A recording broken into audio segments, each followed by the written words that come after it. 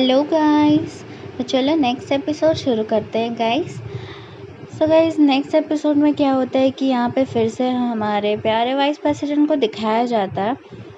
Vice president mister ली को बहुत प्यार से देख रहे होते हैं और मतलब क्या बोलूँ, और बड़े हैंडसम लग रहे होते हैं। और जो वाइस प्रेसिडेंट होते हैं वो दोनों लोग को देख रहे थे जिनको मिस्टर ली ने बहुत इंसल्ट करके बाहर निकाला था। उसके बाद यहाँ पे जो सारे एम्प्लॉयज़ हो जाते हैं वो एक जगह आके खड़े हो जाते हैं, एकजुट हो जाते हैं। फिर मिस्टर ली यहाँ पर आते हैं और यहाँ पे जो विनर होता है उस टीम को अनाउंस करते हैं। तो वो टीम होती है थर्ड टीम, और वो लोग बहुत ही ज़्यादा खुश रहती है। देख सकते हो कितने ज़्यादा खुश है वो लोग। उसके बाद जो मिस्टर ली है वो बेस्ट एम्प्लॉय अनाउंस करती है और उसमें ये रेड वाले भैया जीत जाते हैं और ये बहुत ही ज़्यादा खुश होते हैं क्योंकि इनको मिस्टर ली ने एक रेड कलर का कार गिफ्ट किया था। और ये जो लड़का होता है वो काफ़ी उदास हो जाता है कि उसे क्यों नहीं मिला। बट उसके बाद सारे एम्प्लॉयज़ को दिखाया जाता है कि वो पीछे टर्न होके काउंटडाउन को रिवर्स काउंटिंग करते होते हैं, जैसे कि 3, 2, 1। उसके बाद फिर वो लोग बहुत ही ज़्यादा खुश हो जाते हैं। उसके बाद सब अपने अपने काम पे चले जाते हैं।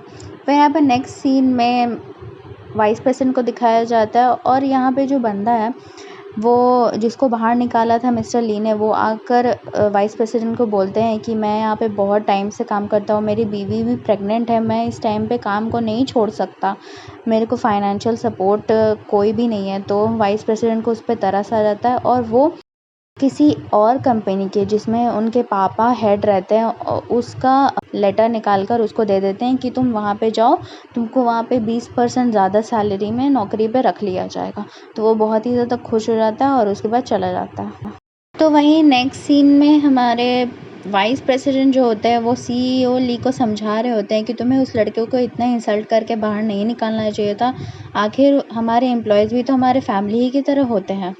तो फिर वो समझ जाता है और उसके बाद यहाँ पर जो हमारे वाइस प्रेसिडेंट होते हैं वो एचआर के साथ कुछ काम को लेकर डिस्कस कर रहे होते हैं। तभी जो एचआर होता है वो बोलता है कि मैं उसके साथ 5 साल से काम कर रहा, तभी उसको मेरा चेहरा अभी तक याद नहीं है, कब उसकी बीमारी ठीक होगी। तो गाइस यहाँ पे मैं बता दूं कि जो हमारे सीईओ ली है उनको एक बीमारी है जिसका नाम है फेशियल इग्नोशिया, जिसमें उनको किसी भी पर्सन का चेहरा याद नहीं होता, चाहे वो कितना बार भी उसको देखते रहे। उसके बाद जब वो बात करते रहते हैं दोनों, तब सीईओ ली आता है और जो हमारे वाइस प्रेसिडेंट होते हैं वो जाते हैं सीईओ ली के पास और कहते हैं कि जो एचआर है वो बहुत ज़्यादा गुस्से में है, तो उनको जाकर सॉरी बोल दो।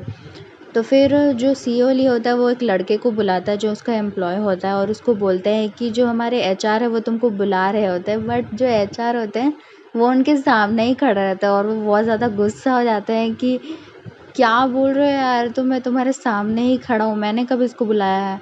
तो फिर वो चला जाता है। उसके बाद यहाँ पे सीन चेंज हो जाता है जहाँ पर हमारे जो एचआर होते हैं, वाइस प्रेसिडेंट होते हैं और सीईओ ली होते हैं, वो एक कोई ऐप के बारे में डिस्कस कर रहे होते हैं जिसके बारे में वो बात कर रहे होते हैं कि इसको पब्लिश किया जाए या नहीं किया जाए। तो वाइस प्रेसिडेंट और सीईओ ली बोलते हैं कि हमने डिसाइड कर लिया है। तब जो एचआर होता है वो थोड़ा नाराज़ होकर चला जाता है। फिर क्या होता है कि जो हमारी प्यारी किम्बोरा है उनका सीन आ जाता है और वो इस सीन में एक होटल में काम कर रही होती है, वेट्रेस का काम कर रही होती है। और वो इतनी बखूबी से वो काम करती है जिसमें वो हर एक पर्सन का ऑर्डर लेती है और उसको लिखती नहीं है, वो उनका दिमाग में ही फीड हो जाता है। और तभी जो ओनर होता है वो बोलता है कि ये लड़की कितनी कमाल की है, कभी भी लिखती नहीं है, इसको ऑर्डर लिखने की ज़रूरत ही नहीं होती, इतने बड़ी बड़ी ऑर्डर ये सिर्फ याद करके मुझे बता देती है। उसके बाद क्या होता है कि यहाँ पर कोई ऑर्डर होता है जिसमें वो पानी लेकर जाते रहती है। तो जो किम्बोरा होती है वो इतनी एक्साइटेड होती हैं कि वो टकरा जाती हैं एक एम्प्लॉय से जो कि नेक्स्ट टीम में काम करते होते हैं, वही एम्प्लॉय जिसको सीईओ ली ने बुलाया था एचआर को परेशान करने के लिए, आपको याद है ना? हाँ, वही। तो उसे बहुत ज़्यादा घबरा जाती है और उसको बहुत ज़्यादा माफ़ी मांगने लगती है कि सॉरी सॉरी, मुझसे गलती हो गई, मुझसे गलती हो गई। तो वो बोलता है कि कोई बात नहीं, कोई बात। वहीं फिर जब हमारी किम्बोरा का सारा काम फिनिश हो जाता है तो वो ऐसे ही रोड पे गाना गाते गाते झुमझुमाते एकदम पूरा चलते रहती है। और उसके बाद क्या होता है कि उनके फ़ोन में एक मैसेज आता है जिसमें वो देखती हैं कि जिस कंपनी में उसने इंटरव्यू दिया था उसी का मैसेज है, तो वो अपने आप को पहले चीयर अप करती हैं कि सब अच्छा होगा किम्बोरा। उसके बाद वो थोड़ा-थोड़ा हाइड करके उसको मैसेज देखते रहती है, आधा-आधा पढ़ती है कि उनको एक बार में झटका ना लगे।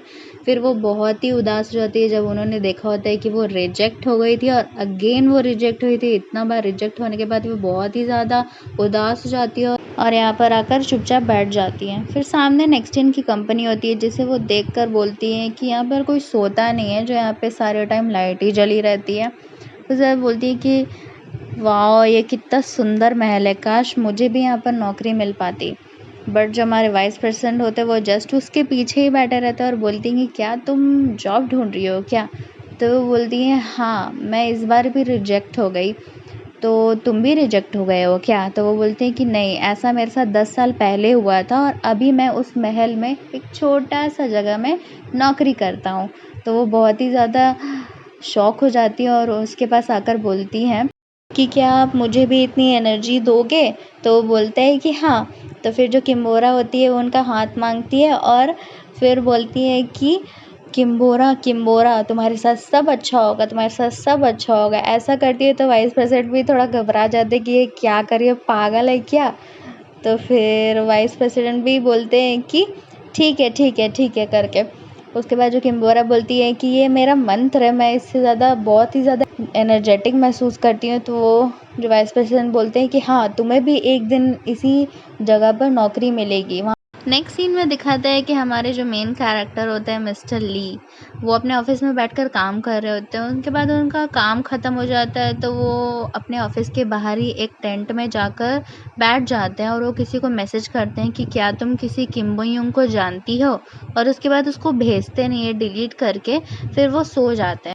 वहीं दूसरी तरफ हमारी प्यारी मायूस सी किम्बोरा अपने घर की तरफ जाती है, तभी उसको एक अपनी दोस्त नज़र आती है। वो उसको चिल्लाती है किम्बोरा और उसे जाकर गले मिल लेती है। तो किम्बोरा बताने लगती है कि मेरा सिलेक्शन नहीं हुआ। तब उसकी दोस्त बोलती है कि मेरा तो हो गया। तो वो बहुत ज़्यादा शॉक हो जाती है और बोलती है क्या बोल रही हो, क्या बोल रही हो, तुमने मुझे धोखा दे दिया। फिर वो फाइनली खुश हो जाती है और दोनों गले मिल लेते हैं। उसके बाद फिर दोनों घर आकर किम्बोरा जो होती है वो फ्रेश हो जाती है। फ्रेश होकर वो रूम में आती है तो उसकी दोस्त बोलती है कि तुम्हारे घर से कुछ बड़ा सा पार्सल आया है। तो वो पार्सल खोल के देखती है तब उसे एक एनवलप नज़र आता है जिसमें काफ़ी सारे पैसे रहते हैं और फिर वो बोलती है उसको देखकर थोड़ी उदास तो हो ही जाती है और बोलती है कि ओ दादी।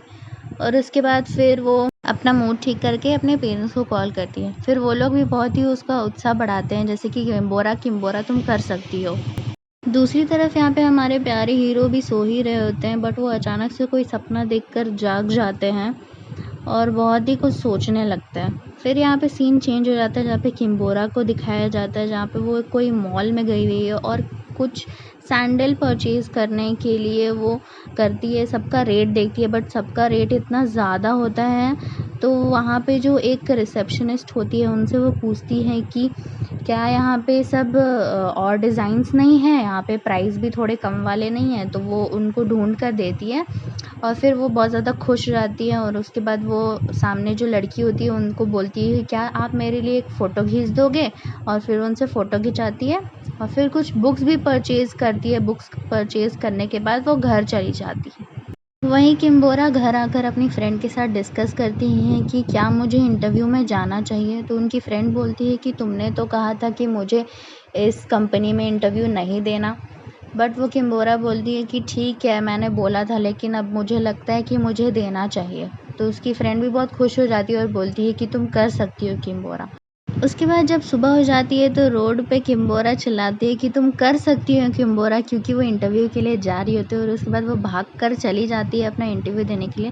फिर यहाँ पे सीन चेंज हो जाता है जहाँ पर मिस्टर ली को दिखाया जाता है और वो पूरा स्वैग में निकलते हैं बिना टाई बांधे हुए। तभी वो वाइस प्रेसिडेंट आकर उनका टाई बांध देते हैं और गाइज़ यहीं पे हमारा सेकेंड एपिसोड भी एंड हो जाता है।